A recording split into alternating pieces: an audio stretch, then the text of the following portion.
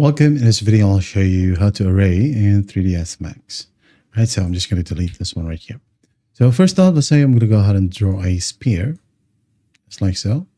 Let's go to top view, this one. Now what we'll do in here is basically click on the object and then go ahead and go to the top right and then click on this tool right here.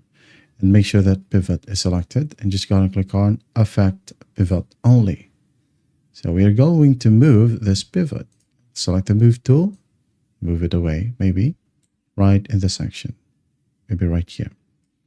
Now what you'll do next is go ahead and go to tools and select array. So the array will start from this pivot right here. So let's say we're going to add in a rotate, okay? You can use this one. The totals or incremental. Okay, you can use these ones right here. For example, I'm going to go ahead and add in 40 with a count of 10, 1D, 2D, 3D. It's up to you. Now go ahead and click on preview. And as you can see here, from our pivot point here, we have 10 spheres with the incremental of 40 to the Z axis. Okay, let's move out to the perspective view right here.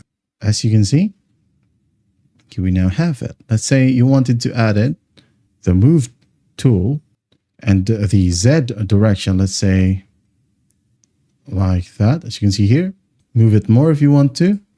Now it's kind of looking like a DNA. Okay, you just play around with these points right here. Bring it back to 0 if you want to. Move the Y. All right, move the X. Okay, you can just play around with these settings right here, however you want. And there you have it. That's how simple it is to array here in Autodesk 3ds Max. I hope this video helps, and I'll see you in the next one.